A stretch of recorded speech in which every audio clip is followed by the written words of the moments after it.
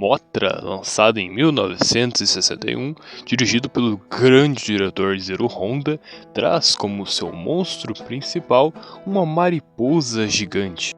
E uma pequena curiosidade para vocês é que sim, apesar dela se aparentar um pouquinho assim como uma borboleta pelas cores e tudo mais, a Mothra na verdade é uma mariposa e eles até citam isso em alguns filmes e tudo mais.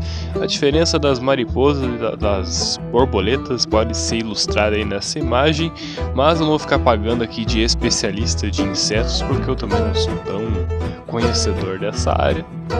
Mas basicamente todo mundo aqui que assiste esses vídeos do meu canal conhece basicamente quase assim tudo que precisa saber sobre a Mothra, né? Ela é esse caju mariposa famoso aí dos filmes da Toho e do Godzilla. Muitas vezes é aliada do monstro, mas já saiu no soco com ele, ou melhor, nas patas com ele. Ela apareceu recentemente aí no novo filme do Monsterverse e basicamente é um dos cajus mais famosos da Toho. Eu diria que é um dos grandes 4 ou 5 cajus famosos aí junto com Rodan, Godzilla e outros. E bom, estamos aqui para ver então, analisar o filme de estreia da personagem, que foi lançado em 1961. Filme esse que eu lembro de ter assistido na minha infância, e eu lembro que eu assisti legendado, e eu lembro que eu pulava a parte em que apareciam os personagens humanos apenas para ver as partes da Mothra. Sim, eu era meio cabaço das ideias, mas agora voltando anos depois para assistir o filme dublado e testemunhar aí junto com vocês aí essa obra que me divertiu muito, cara. De verdade, eu não lembrava o como. O produtor Tomoaki Tanaka tinha então a ideia de trazer um público mais feminino e juvenil para este filme, trazendo então a história de uma mariposa gigante que vai atrás de suas protegidas duas fadas cantoras mágicas pequenininhas do tamanho, sei lá, da palma da sua mão, dependendo do tamanho da palma da sua mão. E basicamente a história deste filme é baseada em uma novelização onde conta a história de duas fadas, de uma civilização perdida e de uma mariposa gigante. Eles pegaram essa história e transformaram então neste filme. Na trama, após um grupo de homens ficarem perdidos em uma ilha misteriosa em meio do oceano depois de um ataque de um tufão, a equipe de resgate acaba encontrando esses homens e levando de volta ao continente.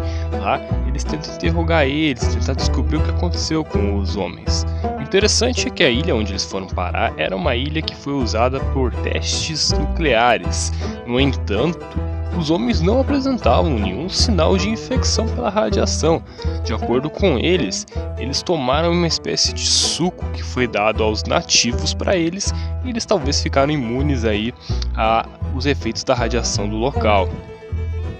Em meio à entrevista, 2 repórteres estavam ali de penetra com um disfarce extremamente convincente, mas eles acabam deixando os 2 repórteres ficarem ali e eles então ficam curiosos com a afirmação de que existia uma tribo vivendo lá, ou seja, tinha gente naquele lugar e aquele lugar não era radioativo. Bom, todo esse mistério em volta desse caso acaba chamando a atenção dos japoneses e do governo Rolício, que, bom, é um governo fictício aí, de um país fictício, que decide então montar uma expedição em cooperação com o Japão para mandar a gente lá e explorar essa tal ilha perdida aí com os nativos misteriosos. A expedição era liderada pelo Clark Nelson, um roliciano aí, bilionário, bem típico desses tipos de filmes aí, onde o antagonista é um bilionário malvado e tal, com um sorrisinho maroto, idiota e tal, e bom, ele é ganancioso, ele é cruel, mas o cara manda bem na atuação e bom, ele é um vilão bem irritante e faz o seu papel muito bem. Também quem vai nessa operação aí é o cientista especialista em radiação, o Dr. Harada, e o linguista Shinichi. Juntos então eles vão até a ilha misteriosa, tal da Infante, porém dentro do navio também foi de penetra o repórter lá que também tinha invadido a entrevista do tal do Fuku. Chegando na ilha, eles acabam descobrindo uma selva exuberante em meio a todo o cenário que era para estar deserto. Explorando então a selva, eles descobrem fungos mutantes que acabam atacando o linguista. E no meio disso também descobre 2 pequenas fadas, mulheres minúsculas. Porém, depois de ser salvo pelo restante da equipe e voltarem pro navio, ele afirma que viu as garotas. Então no dia seguinte eles voltam a ver para procurar as mulheres e acham elas sim. No entanto, os nativos da ilha não ficam muito felizes com a ideia, principalmente porque Nelson tentou sequestrar as garotas. Eles decidem ir embora e fingir que nada aconteceu. No entanto, Nelson, como é ganancioso e viu a oportunidade de ganhar bastante dinheiro, decide retornar à ilha e sequestrar as garotas. Ele abre fogo com tiros e volta então para o Japão, aonde então ele acaba dando uma de mestre do capitalismo e decide então ganhar uma grana com shows sendo cantados aí, né, musicais aí sendo interpretados aí pelas duas fadas.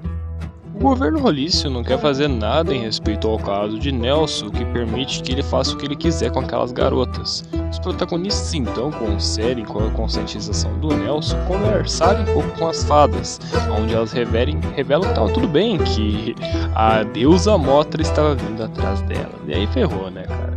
Lá na ilha, o pessoal tava fazendo uma rave muito louca ali e acabam então despertando a Motra, mandando a lagarta mágica atrás das fadas. E cara, Tsuburaya faz um excelente trabalho com os efeitos práticos aqui deste filme. Novamente, as fantasias são excelentes.